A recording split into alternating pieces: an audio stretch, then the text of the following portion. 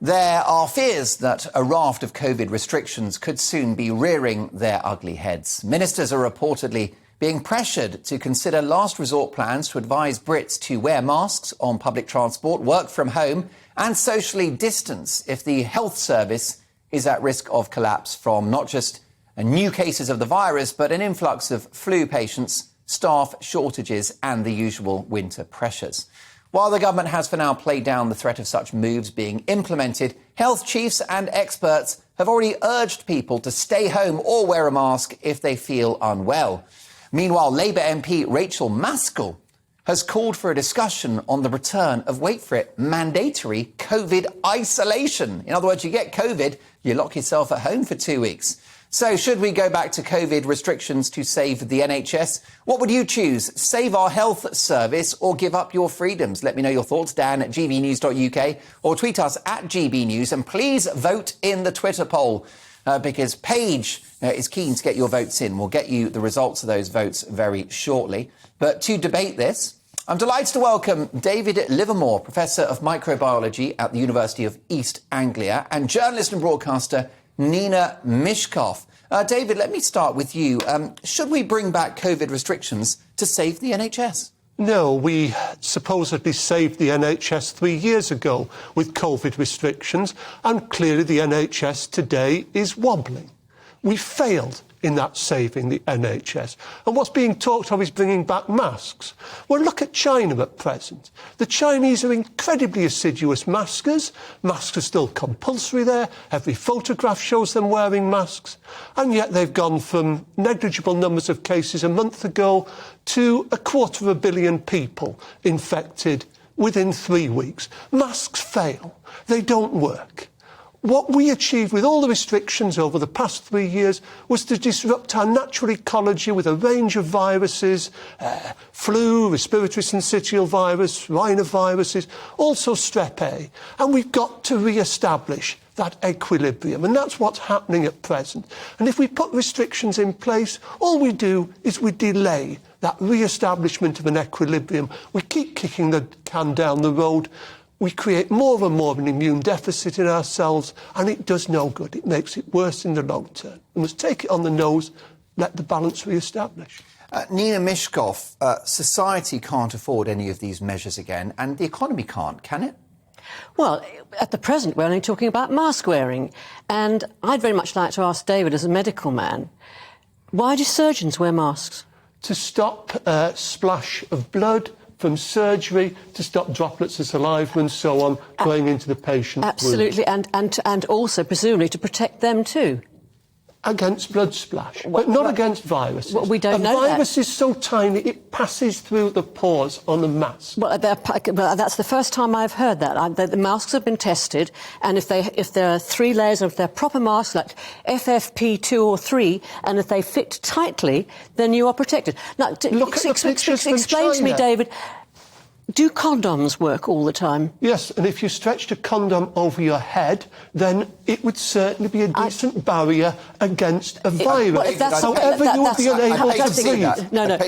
It would kill you. No, I'm not saying. I'm not suggesting that. I'm talking about condoms during sex. Now, condom is a barrier. It prevents, hopefully, pregnancy if you don't want it, and also sexual transmission. I remember GCSE biology and my teenagers, and the male reproductive fluids. The condom's a barrier. The masks don't work in the same way. No, they don't. But what I'm saying, it's a very crude analogy to say it's a barrier. But it is a barrier. If you had a mask that fitted properly, a proper mask, it's been proven that countries that will have in Japan and China, you cannot actually believe anything they tell you in terms of figures on who was wearing masks or case studies. You can believe Look at Japan. Your eyes. But what about Japan? Japan. Japan has had major surges of COVID over the past few months. Japan has a population of 127 million. Nina, first make your point. I'll come back to you, Dave. I'm going to say, Japan, the countries that have generally advocated mask wearing have had lower deaths from COVID.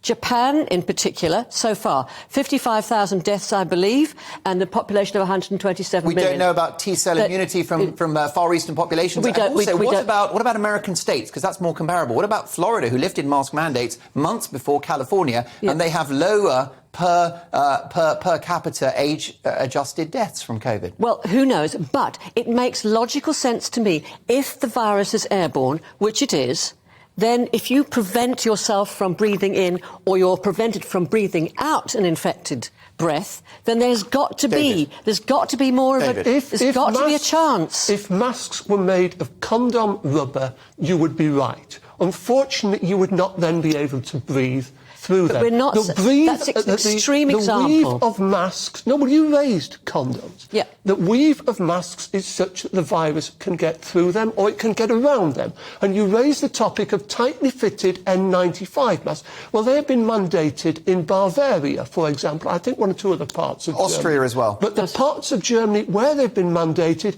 have fared no better and no worse than other parts of Germany where people have worn other... David, if these... And I'm no fan of the masks, but if they prevented some COVID cases and prevented some COVID deaths, perhaps they're worth it.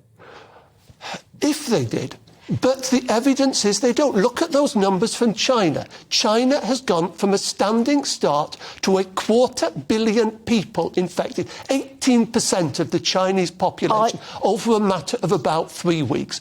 And those are the data that leak out of China. And yes, I agree with you. You cannot trust numbers from China. No, you but can't. Nevertheless, what you can trust is the sampling of people coming off aeroplanes into Milan from China, of whom 50% were infected. Okay. So you've got undoubtedly... But are you, as somebody, a logical man, are you telling me that if, as we are talking here, there is no barrier between us, if there was a barrier of, say, a screen, would that make a difference? If there was a solid plastic screen and we spoke to each other through microphones, then yes. So that would make a difference. A cloth weave mask does not. Well, can we agree? Then why on earth are surgeons wearing it? Why on earth are nurses wearing it? To stop blood spatter. It's not just blood spatter, surely. But the point, I think, these contamination. But Nina, the point about these surgical masks, the blue ones you see in hospitals, is that have been used by surgeons for years. They're not considered... They weren't accepted in Germany during the pandemic as a proper face mask. No, so the Germans don't think they work, at least that particular variety. Can we close on another issue, Nina, which is the other COVID policies? So working from home, encouraging people to work from home. Lots of people do so efficiently, but it will cost the economy, won't it? And also the idea of self-isolation. Do we really want to go back to last winter? No, we don't want to go back to last winter. We don't want to go back to anything like that. But the trouble is that people don't behave sensibly. They think it's all over. It's not necessarily all over. I mean, I was on the tube, about 4 tubes yesterday. Nobody's wearing masks. It's very, very, very crowded. You know, the NHS is crumbling. It's not just because of this, but many reasons which we're not going into tonight. But we need to keep ourselves healthy and to prevent ourselves from infecting other people. And it's make complete sense to me to take this. You think masks are not good enough, but to take the precautions that we can. Well, David, let's talk about those other measures. What do you think of the other ideas? Work from home, social distance, that kind of thing? Futile, because... Yes, they may do a very minor amount of good in the short term, but in the long term, we drain ourselves of a natural immunity. Normally, rubbing up against each other, we get asymptomatic infections with this or that rhinovirus. We go to the office and we cough and we wheeze, and our immunity strengthens. Our immunity strengthens. We get a mild asymptomatic infection. And we've been doing this for hundreds of thousands of years. For all our individual lifetimes and as a species for thousands of years. So how many deaths were you prepared to countenance then? What you're saying is let it rip, because that's natural. Let it rip, and it'll kill off the people. David, Sweden has come the closest to that model of letting it rip, and Sweden has the lowest excess mortality of any country in Europe. It has a greater mortality rate than the other Scandinavian countries. No. Denmark and Finland are now ahead.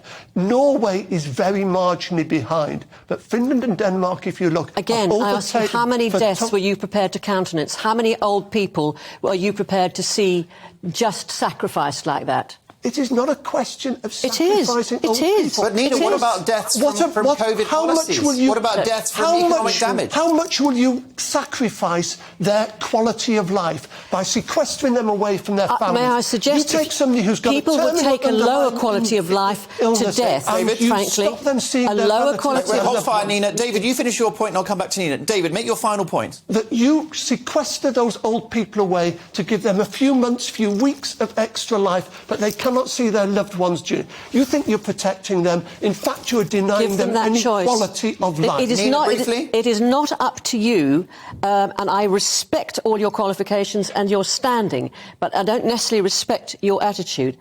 It is not up to you to play God and say, life and death, let them go.